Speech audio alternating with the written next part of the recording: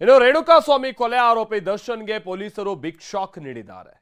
ಜಾಮೀನು ಪ್ರಶ್ನಿಸಿ supreme court ಮೆಟ್ಟಿಲೇರೋದಕ್ಕೆ ಗೃಹ ಇಲಾಖೆಯಿಂದ ಗ್ರೀನ್ ಸಿಗ್ನಲ್ ಕೊಟ್ಟಿದ್ದು, ಇನ್ನೆರಡು ದಿನದಲ್ಲಿ ಮೇಲ್ಮನವಿ ಅರ್ಜಿ ಸಲ್ಲಿಕೆ ಆಗಲಿದೆ.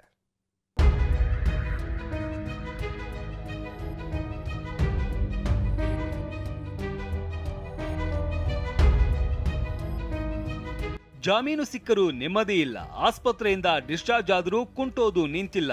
ಬೇಲ್ ಪಡೆದುಕೊಂಡು ದೀಪಾವಳಿ ಆಚರಿಸಿರುವ ಕೊಲೆ ಆರೋಪಿ ದರ್ಶನ್ಗೆ ಹೊಸ ವರ್ಷದಲ್ಲೇ ಶಾಕ್ ಕೊಡೋದಕ್ಕೆ ಖಾಕಿ ಖೆಡ್ಡ ರೆಡಿ ಮಾಡ್ತಾ ಇದೆ. ದರ್ಶನ್ ಜಾಮೀನು ಪ್ರಶ್ನಿಸಿ ಸುಪ್ರೀಂ ಮೆಟ್ಟಿಲೇರೋದಕ್ಕೆ ಸಜ್ಜಾಗಿದೆ. ಕೊಲೆ ಆರೋಪಿ ದರ್ಶನ್ಗೆ ಸುಪ್ರೀಂ ಟೆನ್ಷನ್. ಇನ್ನೆರಡು ದಿನದಲ್ಲೇ ಸುಪ್ರೀಂ ಕೋರ್ಟ್ಗೆ ಮೇಲ್ಮನವಿ. ಕೂರಲು ಆಗ್ತಿಲ್ಲ, ನಿಲ್ಲಲು ಆಗ್ತಾ ಇಲ್ಲ, ನಡೆಯೋಕೆ ಕಷ್ಟ, ಮಲಗೋಕೂ ಕಷ್ಟ. ಬೆನ್ನು ನೋವಿನಿಂದ ದೈಹಿಕವಾಗಿ ಕುಗ್ಗಿ ಹೋಗಿರುವ ದರ್ಶನ್ಗೆ ಮತ್ತೊಂದು ಟೆನ್ಷನ್ ಶುರುವಾಗಿದೆ. ದರ್ಶನ್ ಜಾಮೀನು ಪ್ರಶ್ನಿಸಿ ಸುಪ್ರೀಂ ಕೋರ್ಟ್ನಲ್ಲಿ ಕಾನೂನು ಸಮರ ಸಾರೋದಕ್ಕೆ ಪೊಲೀಸರು ಸಜ್ಜಾಗಿದ್ದಾರೆ. ಇನ್ನೆರಡು ದಿನದಲ್ಲೇ ಸುಪ್ರೀಂ ಕೋರ್ಟ್ ಕದ ತಟ್ಟಲಿದ್ದಾರೆ.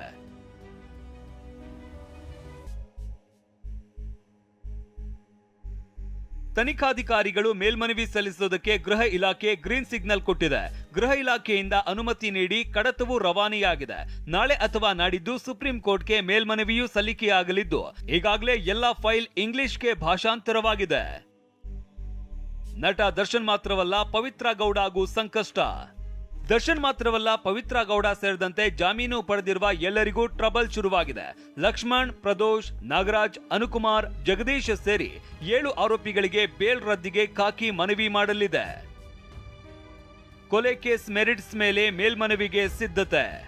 ಕೊಲೆ ಆರೋಪಿ ದರ್ಶನ್ಗೆ ಅರೆಸ್ಟ್ ಗ್ರೌಂಡ್ಸ್ ಮೇಲೆ ಜಾಮೀನು ಸಿಕ್ಕಿದೆ. ಹೀಗಾಗಿ ಹೈಕೋರ್ಟ್ನಲ್ಲಾದ ಅಂಶಗಳನ್ನ ಪರಿಗಣನೆಗೆ ತೆಗೆದುಕೊಂಡಿರುವ ಖಾಕಿ ಪಡೆ ಮೆರಿಟ್ಸ್ ಆಫ್ ದಿ ಕೇಸ್ ಮೇಲೆ ಜಾಮೀನು ರದ್ದತಿಗೆ ಮನವಿ ಮಾಡಲಿದೆ.